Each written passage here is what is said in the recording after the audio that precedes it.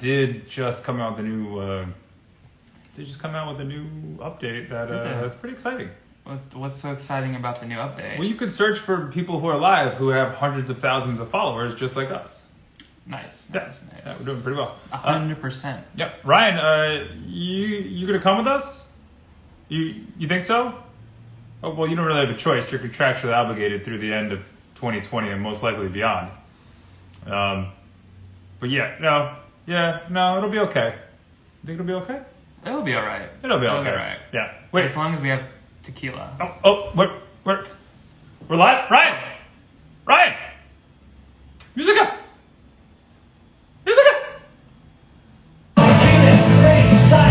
It's the end of the world as we know it. It's the end of the world as we know it. It's the end of the world as we know it. And I feel fine.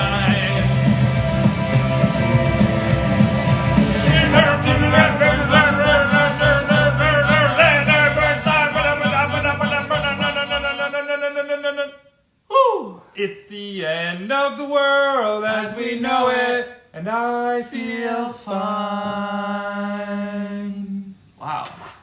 And we're live! Welcome to Quarantining With the Chris's. I'm your host, Chris. I'm your host, Chris. And we have a very, very special times 63 edition. Thank you for joining us. If you're a Starlight, if you're mother and daughter event tonight. Wow, okay. If you're my father, if you have just sent us a present, or if you are a tequila company. Interesting. We appreciate you folks for joining us today on a very, very special edition, Chris. Yeah, very special edition.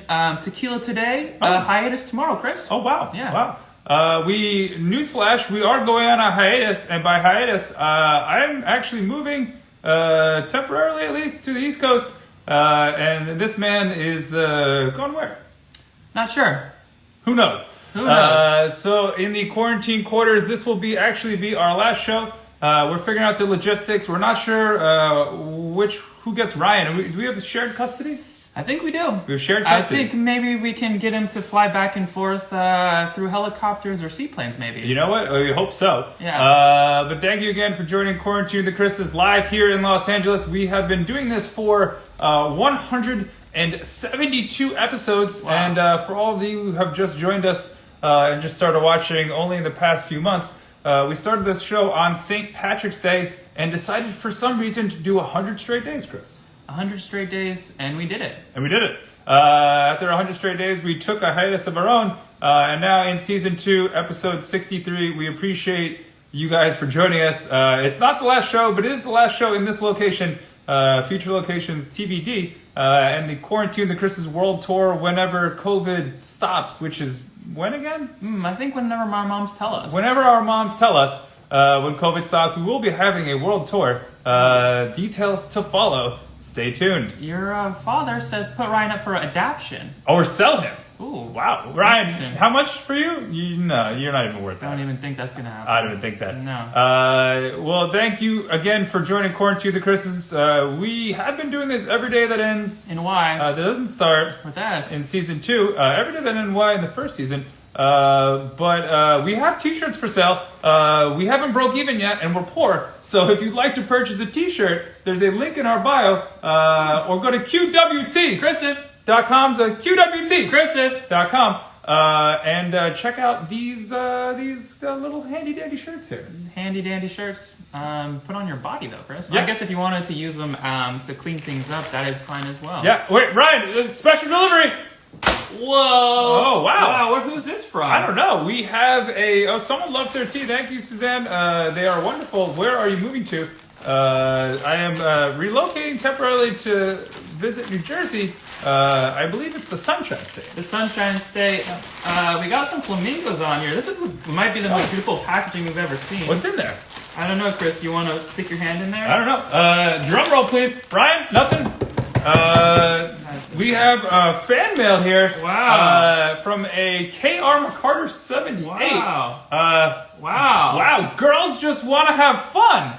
Wow. What does mine say? Yours says, we run this mother. Wow. Wow. Fitting. Wonderful. Thank you. Wow. Thank you very much. We appreciate that. We will wear this in subsequent episodes, and I'd put it on now, but it wouldn't fit over this fancy attire. Oh, well, mine fits. Look at that. Yeah, thank you. Thank you. We appreciate that. Thank you, Kelly. Our community cause this week is Wild Landscapes International. Yes, Wild Landscapes International partners with diverse stakeholders and communities to conserve large natural landscapes for both wildlife and people. Wild Landscapes International works under the radar to put high priority conservation actions in front of decision makers across the globe. Go to wildlandscapes.org if you're watching right now on YouTube, Facebook, Twitch, or Periscope, or if you're on Instagram, go to @wildlandscapes_international. We do have to pay the bills, Ryan. Yes, today, what is this? We have this Hiatus Tequila. Where did it go? Where did it go? Where did it come from? Cotton Eye Joe? Yes, this escaped the daily grind, the status quo with this premium tequila, Chris. They called this one Blanco. I think that means blank in Espanol, maybe? Blank. Blank. Yes, blank. I think it means blank. Yeah, it means blank. Flawlessly clear, bursting with aromas of agave. Ooh, smells like fresh cut grass, too. Bursting. Wow. And tropical fruit as well. Hiatus Tequila, whether you're on a hiatus in quarantine or not, you'll probably drink half before you promote it. That's what we do here. We get free things from people, and we make no money doing this show. We've raised over $1,000. We've shaved my head on camera, but we still haven't figured out how to make money. But we figured out how to drink, and we haven't actually never promoted alcohol on the show until today. It's a special day. Ryan, can we get our guest on? Get our guest on. Is he on hiatus too? I think he might be on vacation, Chris. Yeah, he's probably hanging out with that dastardly dog. I don't know what's he doing. Ryan, we get the guest on. Oh, okay. You gotta press this button. I never did this before. Thank you for joining, folks. Live here in Los Angeles. Searching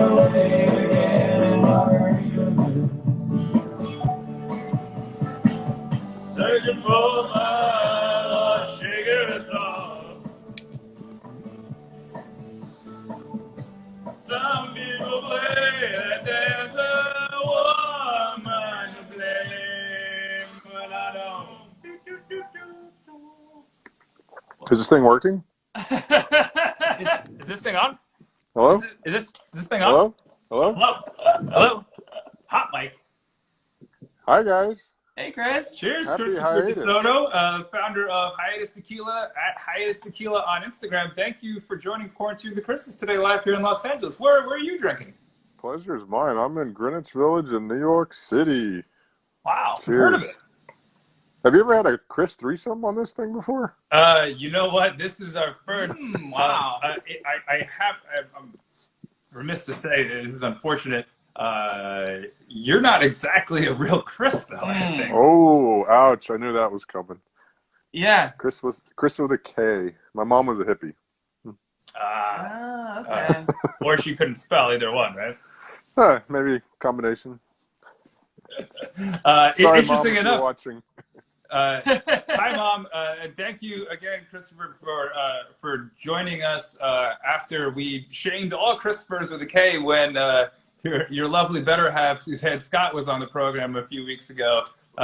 We thought we could never get someone of your stature on after that, and we appreciate it.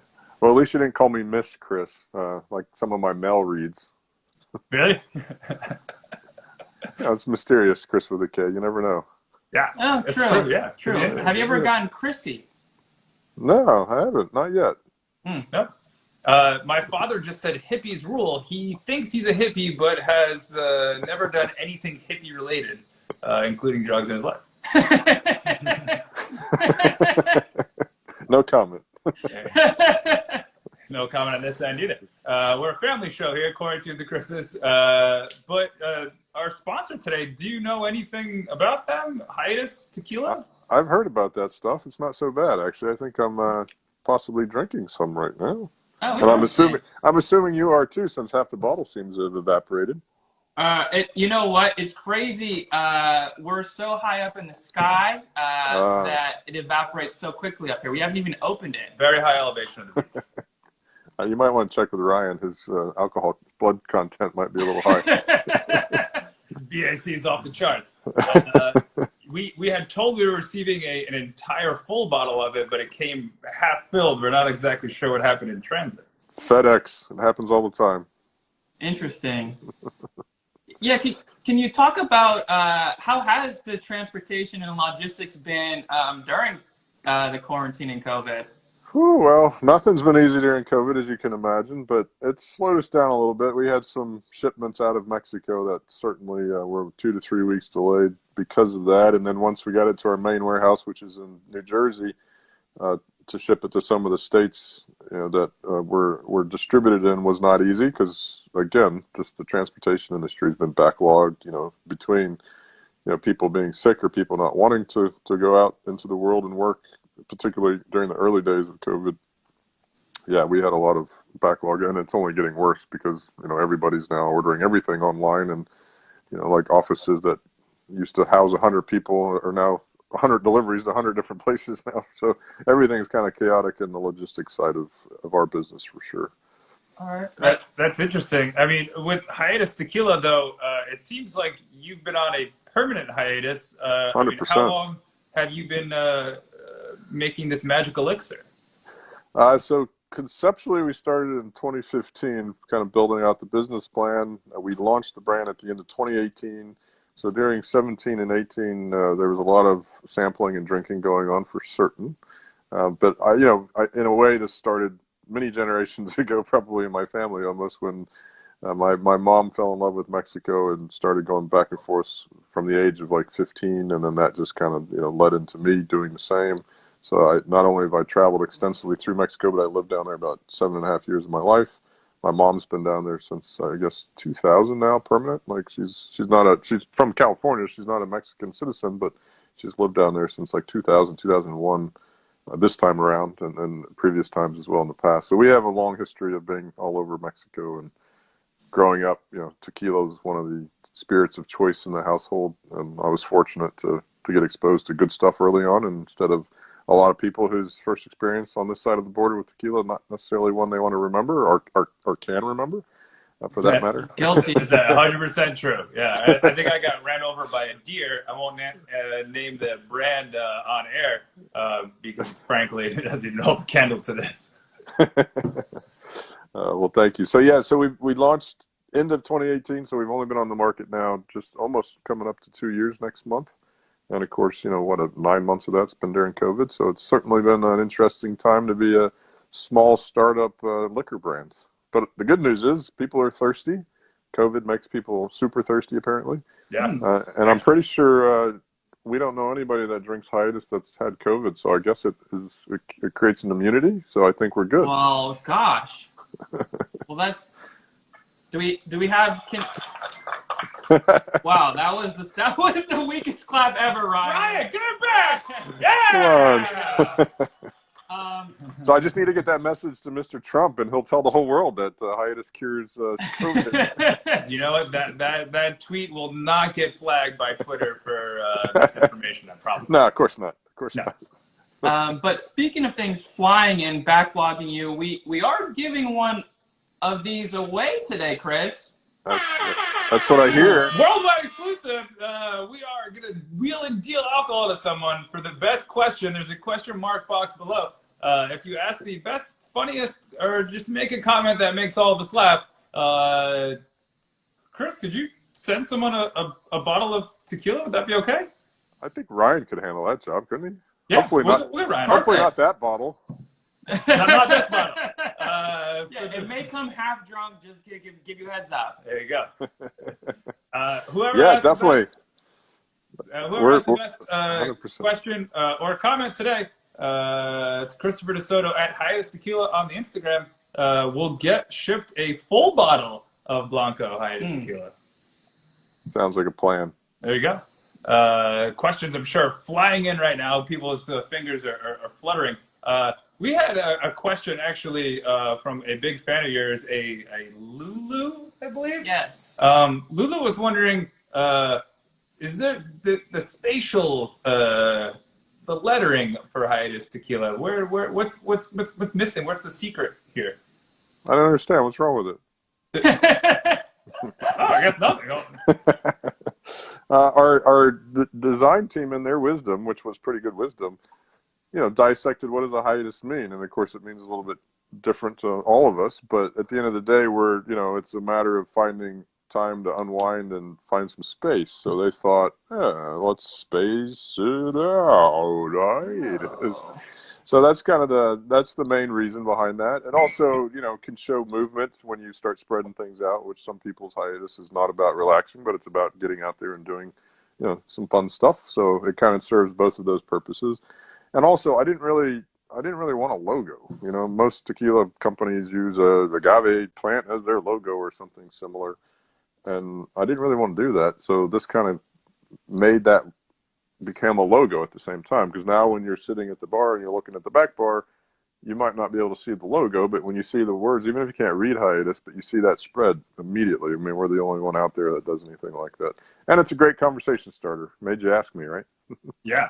Great point. We thought we got sent a bootleg bottle, but apparently this is the premier bottle that came from Mexico. I mean, I'm sure it doesn't take long to make tequila, does it? I mean, it only takes up to 9 years to grow the agave. So, but beyond that, no. Wow. Those first 9 years, the first 9 years is like COVID time, right? It just happens like that. Makes total sense. No, but once you harvest the plant, ground to glass can be as little as 8 to 9 days. And part of that depends on the fermentation process, which in our case, it's very dependent on the outside air temperature, because we have open air. Our distillery is in an open air area, so if it's hot or cold outside, that'll definitely impact the length of time during the fermentation. But yeah, for a Blanco, because it's not aged, ground to glass can be in about 8 days. Wow! Oh, wow! That's quick. But it takes 9 years for even to get to that point. I mean, is it waiting around for a while? You're just not watering the plants? Like, what's going on down there? Yeah, we're not watering the plants enough. No, so for the Blue Weber agave, which is the only type of agave that tequila can use in its production, that's 6 to 9 years is kind of the average, and that can vary for different reasons. Obviously, that's a long period of time. A lot of things can happen, weather related, that could speed or slow that down a little bit. But it's all about the plant achieving a certain sugar, they call it brick, a certain sugar content level, which is really the heart and soul of being able to make alcohol from it. So we obviously didn't go plant these fields 9 years ago. There's about 35,000 farmers in Mexico in the region that's allowed to grow the plant for tequila production, that support the industry, and they're taking a massive risk by putting something in the ground that's not even going to be ripe for 6 to 9 years, depending. Yeah. So they're the ones that are really out there making a huge gamble, because they could plant a crop that is ready within a year or even less, or they could do this. So luckily there's 35,000 of them crazy enough to say, oh yeah, there's going to be a need for this agave, so we're going to go plant it. In our case, we're fortunate. The distillery that we work with, they own about 50% of their agave fields, and then the other 50% comes from 3 families that they've been doing business with for decades. So they have a very great relationship. But there's about 160 distilleries in Mexico that are authorized to make tequila, all in the specific region. And either they're way too big, like the Cuervos of the world. They could possibly own their own agave fields just for all their needs, so they buy it on the open market. Or they're too small and they can't own their own agave fields because they don't have the capital behind them to do so. So most brands are buying just on the open market. Sometimes there's long-term relationships between a distillery and a farming family, like in the case of ours, but it's not that usual. I mean, it's really, a distillery can just call up almost like a broker and say, I need some agave tomorrow. So you don't always get great control over where your agave is coming from and how it's being treated necessarily. So for us, that was a big part of our decision-making process, is to work with the distillery that had the right setup on the raw material, because it's all about agave. I mean, that's what tequila is. It's an agave spirit. So we wanted to make sure that throughout we were highlighting the agave. So even in our aged expressions, we're not trying to make whiskey and bourbon, so we don't age it to the maximum amount allowable, because as it sits in that oak barrel, it starts to taste like a whiskey and a bourbon. It picks up those notes that we're accustomed to in that category. So we minimally age because we want you to always experience the flavors of the agave, because that's what authentic tequila should taste like. Sorry, I got off the track there a little bit. No, it's actually very informative. Yeah. I mean, it's interesting. It sounds like it could be a passion project of yours. I'm sure you've been drinking tequila since you were born. It sounds like. Yeah, pretty much. Yeah, that's how we roll in my family.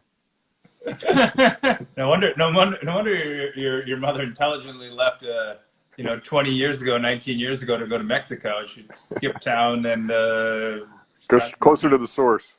there you go. Insider trading. Yeah, exactly. Hey, Suzanne Scott, who might be sliding into your DMs after the show, it seems like, says, seems like I'm Lulu's assistant tonight, and as a good studio assistant, she's asked to have you ask her daddy, not sure if that's sexual, about the art community within Hiatus. So, dude, there's an art community within Hiatus. Wow. Well, first and foremost, my boss is Suzanne, the artist. Oh, wow. Sorry to hear that. And her assistant is my other boss, Lulu. So yes, from the inception, the brand has always contemplated who our audience is and who we want it to be, right? So art, creative types are very important to us. So our pillars of our brand, even though we're still a baby and we haven't been able to execute on all this stuff, is definitely creative types. And we're talking about art, we're talking about music, fashion, culinary. So we try to evolve around those types of concepts, and not the big famous people. There's enough celebrity tequilas already. Like who's the up and coming? Who are the people that need a little assistance from us, and we need their assistance as well to grow our communities. And so the art community particularly has been kind of the starting point for some of that. Mainly because I have to sleep in the same room as Suzanne, and I don't really have a choice otherwise. Right. But it's near and dear to our hearts, and the reality is most artists that I know drink a lot, so it's a good fit.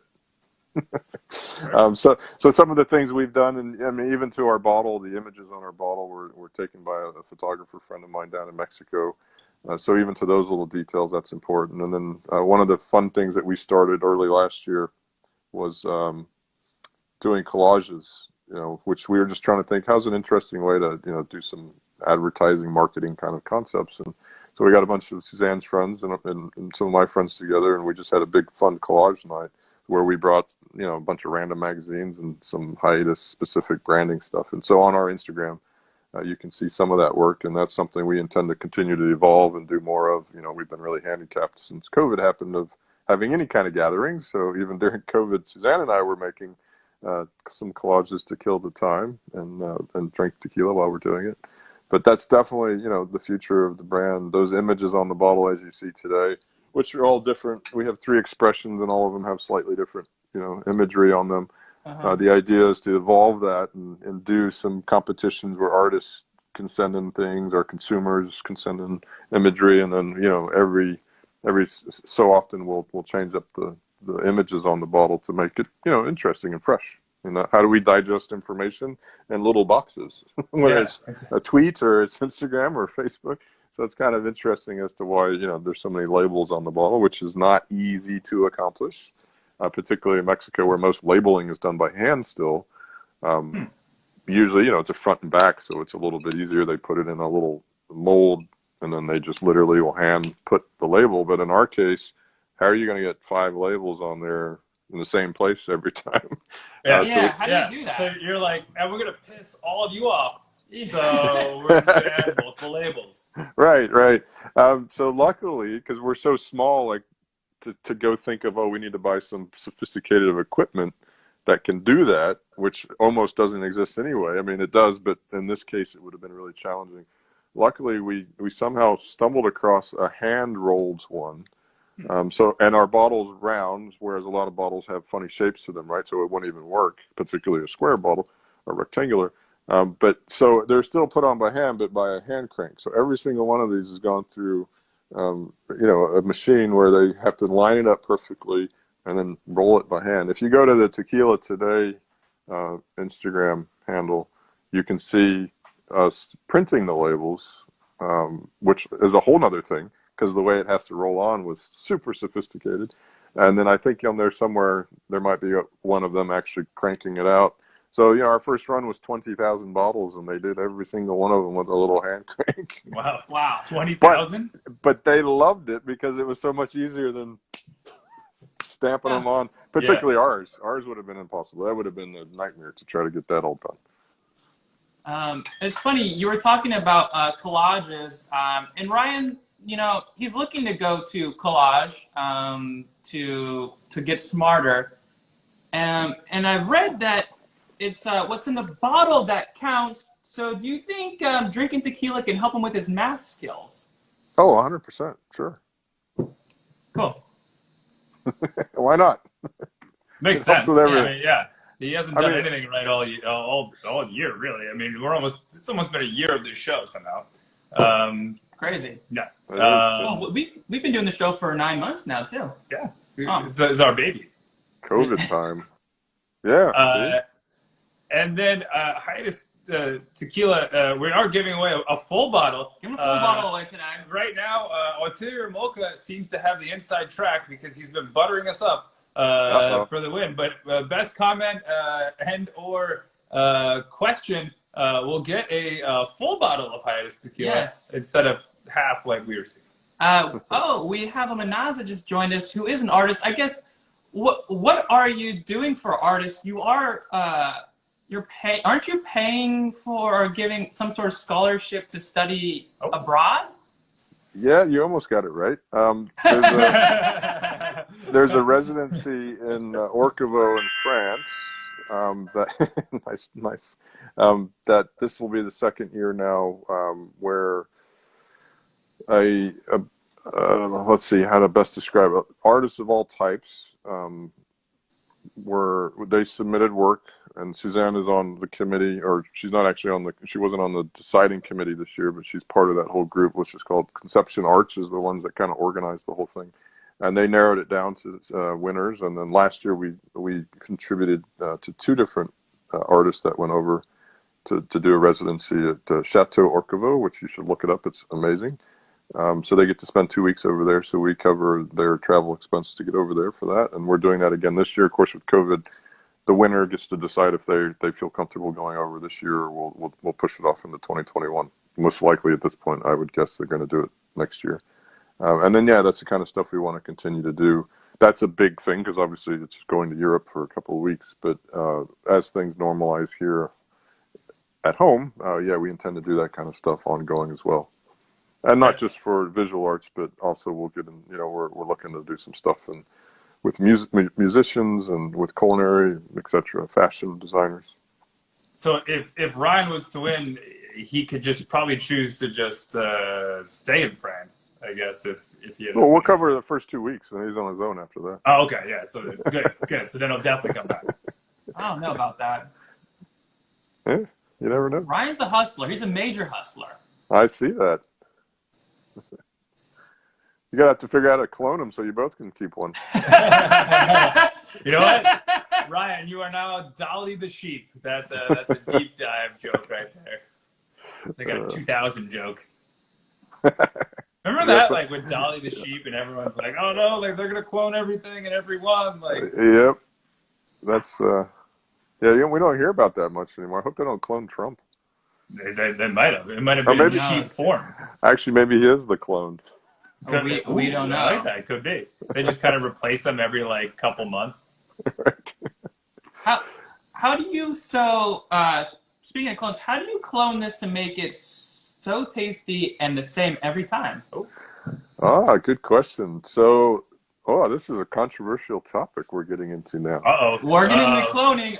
Here we go. No, so in the world of alcohol, so tequila and agave spirits, so there's a few of them. They're more similar to wine in our opinion. They have terroir. They come from different parts of the region that is at different altitudes and different temperatures. So for us, the interesting part of it is it should be kind of viewed more as a wine and its regionality. And also you could look at, these things take a long time to mature. So you could say, that 2019 agave production, it faced these things over some period of time that potentially would have impacted the flavor. So the controversial part of what I'm getting at is one thing that sets us apart as a brand is in pretty much all alcohol, not just spirits, but specifically not just tequila, there's a process called rectification, and that means you can add things to the product so that you maintain a consistency, right? So, for example, let's say Jim Beam wants Jim Beam to always look, taste, have the same color, have the same texture, everything. So it's called rectification, and it allows certain additives. So it's not as if people are doing this outside of a regulation. It's just, unfortunately, it doesn't have to say it on the side of the bottle. No alcohol really has to say. Usually people put on there what's not in there because they were proud of that, but they don't have to put what is in there. So for us, proud to not have just it's GMOs. Yeah, GMOs and full of water and BPA and like whatever. You got it, glycerin, you name it. Water, it's water from Flint, Michigan. Right. So to back to the point of it takes a long time to mature the plant, and there's definitely variation that can occur. We appreciate that. We respect that. It's a natural process, and we don't want to put those additives that by regulation can be put in there. But the problem is too many people push the envelope and they put other stuff that's not supposed to be in there on top of it. And most importantly, they don't have to disclose any of it. So in the tequila space, those rules were set in place a long time ago, and it's basically 1% by volume. So back then when they made these regulations, like oak extract, for example, is one that they can put in there. Back then, the strength of oak extract, let's say, was a power of 1. And now with technology, the way extraction processes have improved so rapidly, that same 1% by volume, that same power could be 1,000 times. So now they're still within the 1% rule, but it's like 1,000 times stronger than it was ever envisioned to be.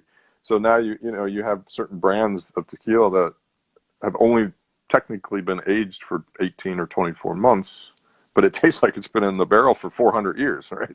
And it's like, that's not natural. It shouldn't taste like that. And by the way, why would you want it to? You're not making whiskey and bourbon. You're making tequila, for God's sake. So for us, we're not playing the whiskey bourbon game. We want our tequila to always taste like agave, because that's the heart and soul of what tequila is all about. So even with our aged expressions, which behind me we have our añejo and our reposado, we minimally age them. So our añejo is only aged 1 year, whereas the regulation says it can be between 1 year and 3 years. But we don't want to make bourbon. And to sit it in that barrel for 3 years, I mean, bourbon and whiskey get most of its flavor from sitting in that barrel for so long. You talk about the oak and the caramel and the vanillas and all that stuff. So we are anti all that. We're anti putting additives and sweeteners and flavors in there. And then we're also anti-making bourbon because we're a tequila company. I mean, the poor plant has to grow for 6 to 9 years to be mature enough to make tequila from. Why would I want to make bourbon with it? I can make bourbon from corn that's really cheap. and there you go. You can make it every season. So it's a philosophy that we have.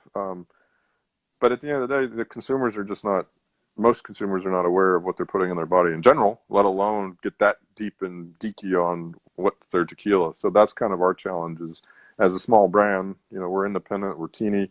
How do you win consumers over with education? A, having a great product, but B, really getting them to ask questions like, what is tequila? Like, why do I walk in the tequila aisle in the liquor store and it's so damn confusing? Because there's ones that are clear, and then there's ones that are dark, and there's ones that are really dark, and then there's ones that are clear again, but they're way more expensive than the other ones that are clear. Like, what the hell's going on? It's really they're confusing. like, they come in like a skull or like a giant like shotgun rifle or a baseball bat. That's bev mode.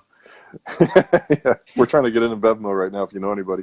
But that's, and then next on top of that, then you have Mezcal sitting next to you, and Rosilla and Sotal, and it's like, where am I? What is all this stuff? So for us, education is huge, and it's hard to win a consumer audience through education, but it's very important to us because that's what we stand for. I mean, that's why we did this, is we wanted to do something much more transparent, without all the things that, are allowed. We just did everything proper in the process, slowed everything down, and dissected, okay, how can we do the best thing we can with the most traditional methodology, yet at the same time being more conscious about the environment and reducing waste anywhere we can, but then making a quality product, not because we, doctored it up at the end by putting flavors and stuff in it, but actually making a really good product in the process. So our partners, our distillery down in Mexico is, such a great choice. And the reason I knew to approach them is that when I lived in Mexico, I really enjoyed their products,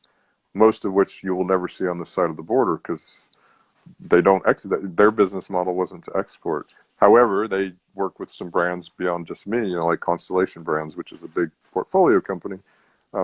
So they had the capacity to do more. They just, with their own brands, they didn't want to leave Mexico because they're experts on Mexico. I came down and said, I don't know anything about, how the industry works in Mexico, but I know that we're lacking better products in the U.S. And I think, I want to do this. And they loved what I was saying, but at the same time, their master distiller thought I was a crazy gringo. He's like, you want to bring a more authentic, more, agave forward tequila, whereas every other gringo that comes down and approaches us, or any foreign company for that matter, is like bringing down a bottle of something sweet and syrupy saying, can you make tequila that tastes like this, right? And the distillery can make anything. I mean, the distillery is kind of like a big kitchen. Like, they make lots of brands. There's 1,600 brands made by 160 distilleries. So almost every distillery makes multiple brands. Wow. Other than Patron only makes Patron, and Cuervo only makes Cuervo products and stuff. But almost every other distillery is making multiple. But it doesn't matter, because you walk into a kitchen, you can make a quesadilla in 6 different ways anyway. So how do I, as a brand owner, tell them how to use the kitchen, right? And so, like, it was really funny because their master distiller is like, Chris, I really like you, and I really like where your philosophy is, because I really understand Mexico and I really understand tequila culture, and that's what I was wanting to highlight. And he's like, but I think you're wrong. I think you're going to fail. And I'm like, okay, but I'm willing to try, because I don't think. They're like, thank you. Well, I respected what he was trying to say, but the problem is the U.S. drinks more tequila than Mexico. Oh. So most of the big brands that we have on our shelves here are literally made for this market.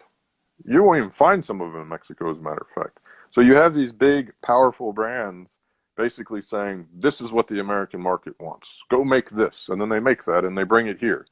And then we Americans are like, oh, okay, well, I guess this is tequila. This is what they're telling us tequila is, right? So if you don't know, you don't know. And unfortunately, you walk into any place in the U.S., you see the same 10 brands or so across the entire country. And then you think, oh, well, that's tequila, right? So you don't know any different. But if you do know different, then you go down there and say, no, this, that's really not a good representation. The Mexicans don't even want to drink that stuff. So where's the good stuff, right? And so that's what my approach was. And I told the master distiller, I was like, look, I could be completely wrong, but what really kind of gave me the confidence is how popular mezcal has become. Because when I was growing up, no one had ever heard of it. I was drinking it at a young age because I was in Mexico a lot and I knew what it was, but in the use, nobody had ever heard of it except, oh, isn't that the thing with the scorpion or with the worm in it or whatever? Right, yeah. But it definitely was not something that you would find. And so there, as I saw, when I moved back to the U.S., I was out of the U.S. for 11 years. I moved back in 2011. And when I saw people talking about mezcal, I was like, whoa, where'd this come from? Like, how did this happen? Where was I for the last 11 years? But that made me think, okay, well, maybe people are more open-minded to what agave spirits can be. So we did what we spent a big, 2.5 years almost finalizing our flavor profile pre-launch. And Suzanne was a big part of that. But then we did focus groups because I thought, well, maybe we're wrong. Maybe Master Distiller is right. Maybe I'm a crazy gringo. Yeah, but we did focus groups here. Tastes like candy, like literally. Yeah, that's right. So we did focus groups in New York, and we had about 100 people come through over 3 days. They were all self-proclaimed tequila, connoisseurs.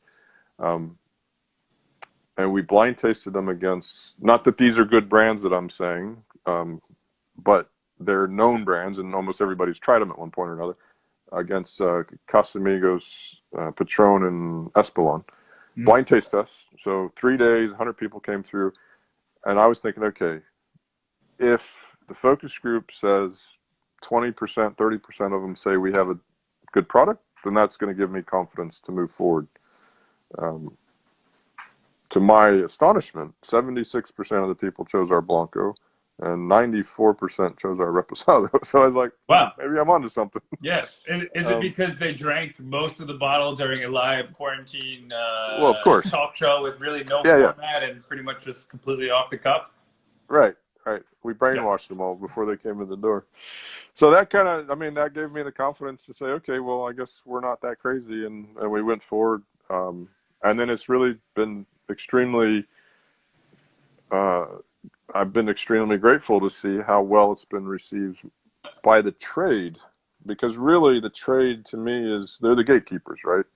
When you walk into a bar and you ask for something, if that person on the other side of the bar is educated and really understands the product, they're probably going to say, if it's not a great product, they're probably going to say, well, why don't you try this one? And that's the cool stuff. That's where you as a consumer feel like, oh, they're letting me in on a secret. What's this stuff they're talking about? So our first year, consumer awareness was not the priority. The priority was, how do you get the trade to respect and get behind your product?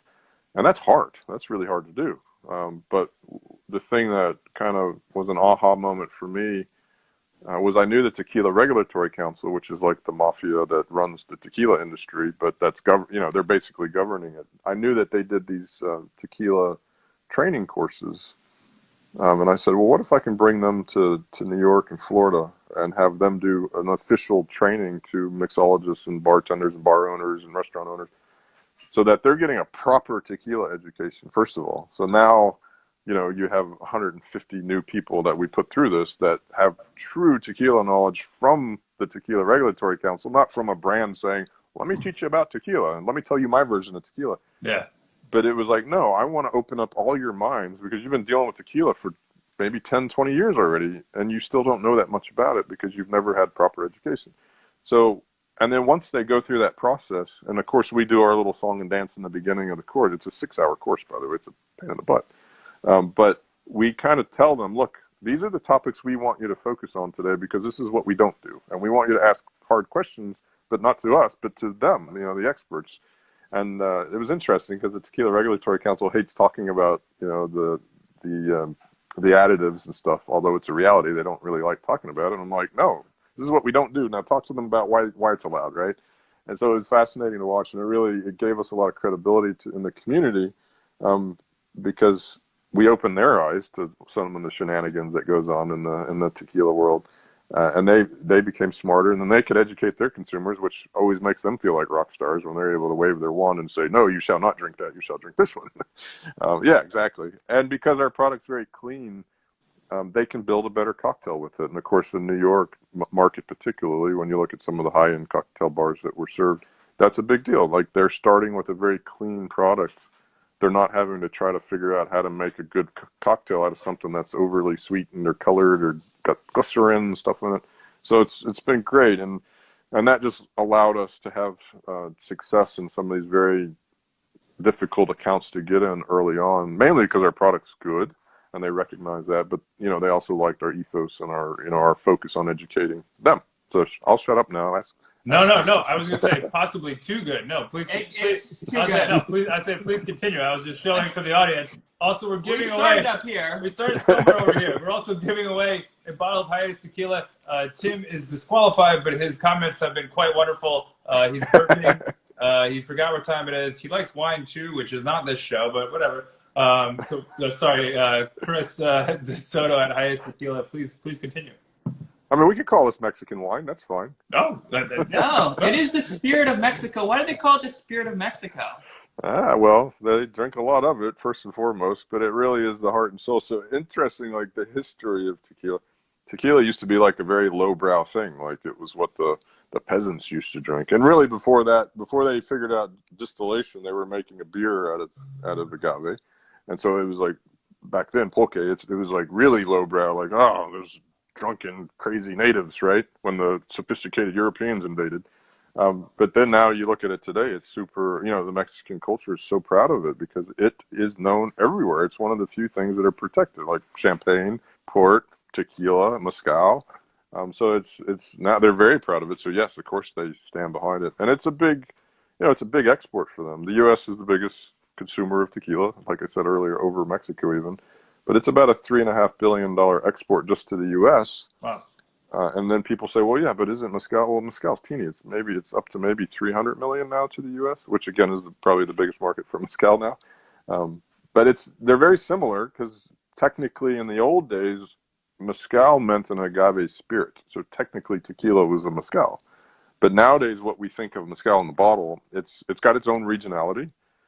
Its agave have to be grown in its region.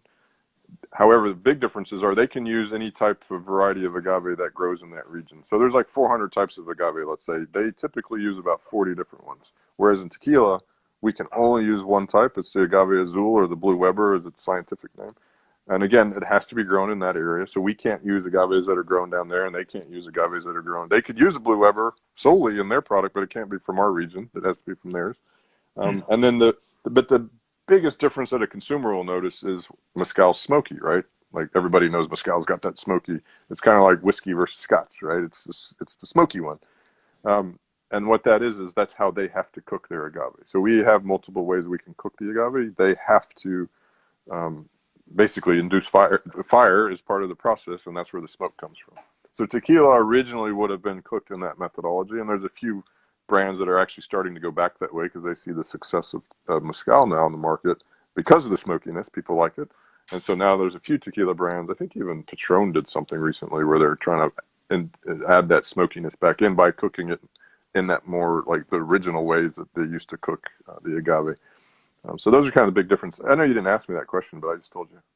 I think, Ryan had put in the teleprompter a similar answer. I guess he was just trying to channeling you. So, that was perfect. I think it comes through drinking the hiatus. You just get smarter. I think so. Oh, yeah, that too. Tim you don't get says, COVID, you can do math and you get smarter. You can do math and get smarter. There you go. Tim says, Chris, you should teach a tequila seminar. Thank you, Tim. I'll keep in my free time between 4 a.m. and 5 a.m. I'll think about doing that. Oh. Well, if Suzanne Scott's studio assistant had thumbs, maybe you would have more of a help. But I do a ton of training. Like today, actually, I was in Jersey. We just launched in Jersey October the 1st. We're in Gary's Wine and Liquor now, which is a very high-end store. Trying to compare them, I guess it'd be like a Bevmo on your coast. But they're big, they're huge. We don't have that in New York. We have teeny little stores, particularly in New York City.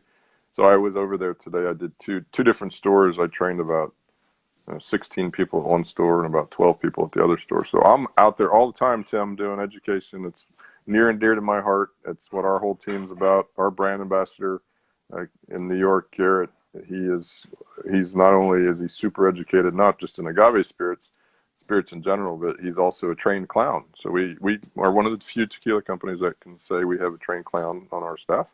Wow. So my point is, not only is he super educated and all that, but he's very entertaining. So to watch him, he does it way better than I do, the educational part, because he's super engaging and entertaining. So that's our leg up. We have a clown.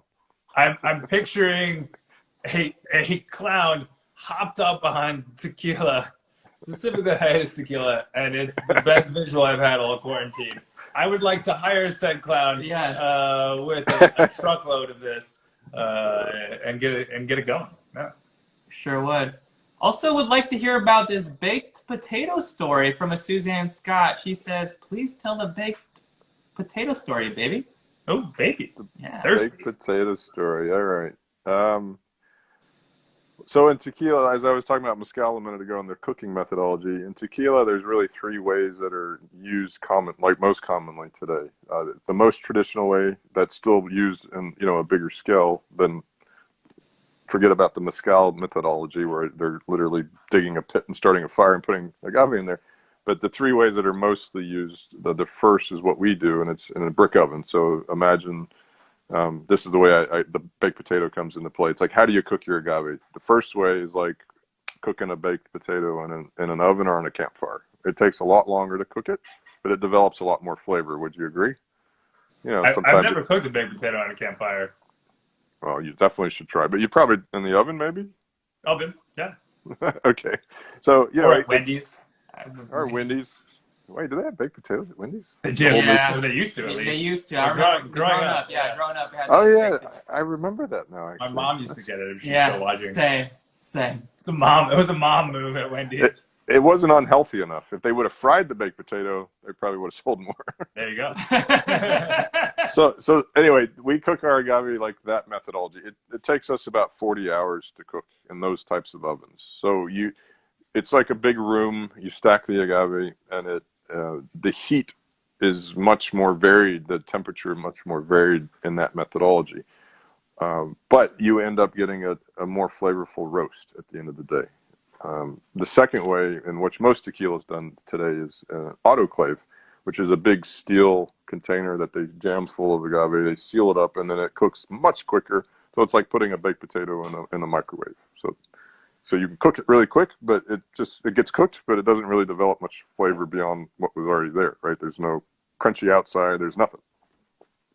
So that's most tequilas use the autoclave because it's much more efficient. Again, it takes us 40 hours. It can take them as little as 8 hours to do it. The third way, which is the most controversial way that we don't really respect, but it is still authorized, is it's called a diffuser. And they basically, I look at it this way. You take the potato, you squish it, you get the juice out of it, and you put that in the microwave. So which baked potato do you want? The one from the campfire of the oven, or the juice from the potato that you put in the microwave, right?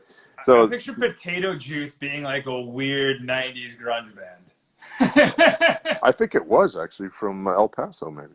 No, I'm just kidding.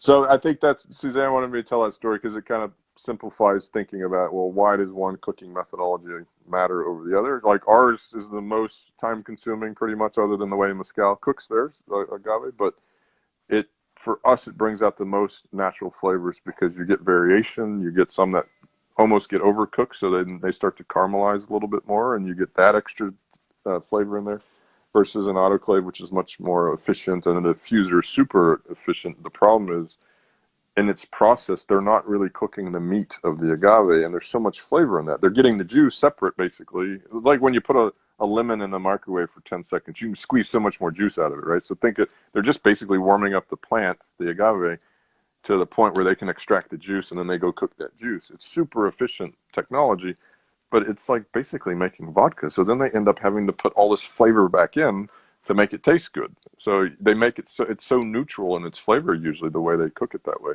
And I looked at all these methodologies. I did a lot of due diligence, not just because I wanted to go drink them all, a lot of different distilleries, but I had, even before I even thought about doing this, I had traveled a lot in Mexico and been to a lot of distilleries just out of interest, never thinking I'd do this at some point.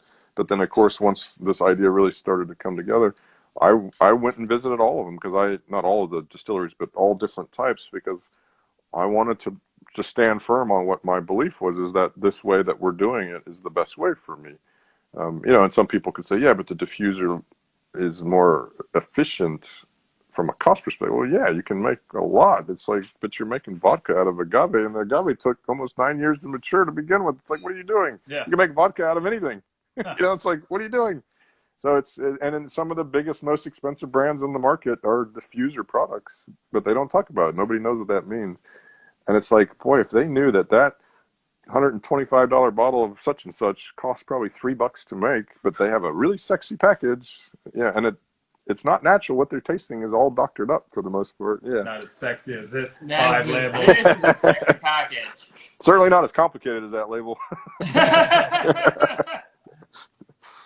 Well, I hate to hear you guys are going on a hiatus. Hopefully you figure out how to do the bi-coastal, get you in one room somehow, so we can keep doing the show. If we keep drinking enough of this on this episode, I'm sure we'll figure it out right away. I'm sure we will. In the after hours show, maybe we start an after hours show. We could, yeah. There you go. Now you're talking. There you go. We'll sit around a campfire with a baked potato. People might subscribe to that and pay a couple bucks for the after hours show. Ooh. Be part of our OnlyFans. That could be. Yeah. Brian, write that down. And I think one of the most interesting things, Chris, that you had mentioned is the lemon in the microwave thing, which I had no idea about. Oh, yeah. Try it out. Don't overdo it. It just needs to be like 5 to 10 seconds, and you'll get a lot more juice out of that sucker. Wow. You know that? I didn't know about this lemon in the microwave trick. And by the way, lemon and tequila go great. Everybody thinks lime, but particularly with our Blanco, I'd say if you're making some kind of a cocktail or even just like tequila soda, put some lemon in there. The differences it's noticeable. It's very interesting. Perfect. Well, we just bought some lemons, so cheers to us. Ryan, cut them up. Cut them up, right here. Oh, wait. I got to pour some more. I just ran out. Damn it. Oh. Just drink out of the bottle. What kind of... It happens. It. Cheers, guys. Cheers. Tink. Tink. Well, Instagram is running out of time as they only give us 1 hour. But we're giving away a bottle of Hiatus tequila. Tim is disqualified for obvious reasons. And I think we should give it to the person who's been buttering us up the most, I think, the whole time. I think so. He's a mocha. Dude, an ulterior mocha. How does tequila go with mochas? Are you asking me or him? Both. Well, it's interesting. So for fall, we just came out with some cocktails that are warm. Just today on our Instagram, we announced one that was with tea. I'm not sure we tried one with mocha yet, but I'll have to ask Garrett, our brand ambassador, if he's played around with that. We've evaluated some coffee ones, but not a mocha per se that I'm aware of. But I'm sure it'd be fine. Our Blanco would probably be, well, I don't know, maybe a Reposado would probably be a better fit with the mocha. So you get a little bit of that caramel and oak in there as well. I don't know. Give it a shot. I'm like the worst person at it. This is a cocktail for me. So people say, so well, to what kind of us. cocktail So you to us as well. Right. I don't know where it all went. Somewhere Ryan must have got into it. Where, you have such amazing cocktails on your website. Like, who comes up with these cocktails? Or So not me, first and foremost. We like to work with people in the community that are, either rising stars or possibly on the cusp of making it big in their profession. We collaborate with them. This past one, Suzanne and I and Garrett literally tasted, I think it ended up being like 24 different cocktails between two New York City based, because of COVID. It was hard to do any traveling about for this. But that's kind of the plan going forward, is to work with people in different markets that we're in and keep that trend. And a lot of brands will just like pay some big name to make them, and then they don't even talk about that person. We're like, wait a minute, it's all about the collaboration with the person. Like, who says I'm the expert in cocktails? I'm not, for sure. So we like to work with individuals. With the long run, we'd like to do like a cocktail book that we could put together, highlighting all the people. So if you go to our website and you scroll down, I can't remember, I think it's the culture section. We have the last 2 of the 3 of the last ones that we worked with are on there already, like little interviews about them. And you also see like some of the photographers we worked with, interviews, and one of the chefs that we worked with in an interview. So that's the point. We want to continue to highlight, people that we collaborate with. And we're all, scratching each other's backs here, particularly during COVID, trying to make it work. That's awesome. We do have some 2 final comments here from Natira Mocha, who is a brand new winner of a Hiatus bottle. All right. He says that you need to start a podcast. Ooh, I like that idea. Wow. You can stick we that can give you tips. We know nothing. Tips. But, We know nothing, but maybe between that 4 a.m. and 5 a.m. time slot, you can fit that in there. Yeah, perfect. That'll be great for Australians. Huge down under, mate. That's a terrible accent. Ryan, strike that from the show. And Tim said, I volunteer to taste cocktails. That's one word. Wow. Okay, thanks, Tim. I'll take you up on that. Well, Chris, cheers to you. Thank you for being the first Chris with a K. And hopefully the last, but we appreciate you. Thank you for giving away this bottle. Congratulations to Ulterior Mocha. And we hope to share a glass with you whenever COVID goes home. Well, you'll be in New Jersey soon, which I'm sad to hear that you two are, separating. But let's make sure you figure out a way to keep it going, because we all depend on this. Oh, well, thank you. We need you guys. We love what you're doing. This, although it says has us separated, brings us together. So thank you so much. Cheers. That's us. Cheers, guys. Thank Cheers. you. Happy weekend, everybody. Happy weekend. That was Kristopher DeSoto at Hiatus Tequila on Instagram and at Tequila Today for more insider tequila information. The founder of this wonderful tequila, which is also our sponsor today, escape the daily grind, the status quo with this premium tequila. What does it taste like, Chris? Agave, fresh cut grass, and tropical fruit. Ooh, I'm curious. I had meant to ask Chris about what is fresh cut grass. What does that aroma smell like? Fresh cut grass from my time in the great state of New Jersey smells quite wonderful. I enjoyed cutting the lawns when my brother decided not to do it because he is lazy and would never get out of bed. Well, good luck with that again. Welcome back, Chris. Enjoy your stay. Thanks again to Kristopher with a K DeSoto We appreciate him coming on and teaching us about all things fine tequila. Go to shop-hiatustequila.com if you'd like to get a bottle of this. If your name is Easy Mark or Sarah, great one for Friday the 13th as well. Go to shop-hiatustequila.com or go to @hiatustequila on Instagram and click that link.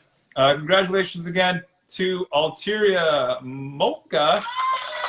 Might have to change his name to Ulterior Tequila. Wow, name changes coming on. Ulterior. Good luck with that. Clearly, we've had a few of this. This is flawlessly clear, Chris. Flawlessly clear. We're quarantined the Chris's. Up until this point in quarantine, we did this every day. That ends. And why? That does not start with this. After 100 straight episodes to start. Episode 172.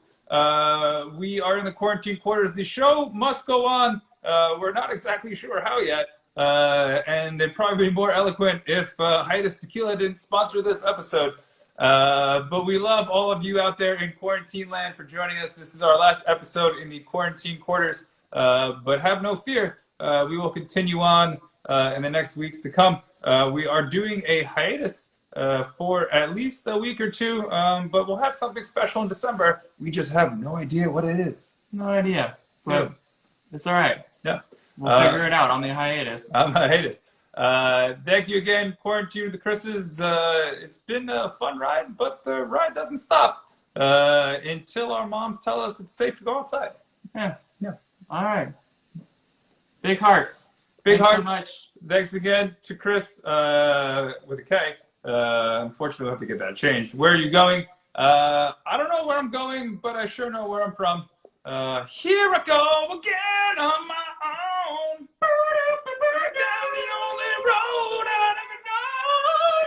Like a twist, I was born to walk alone.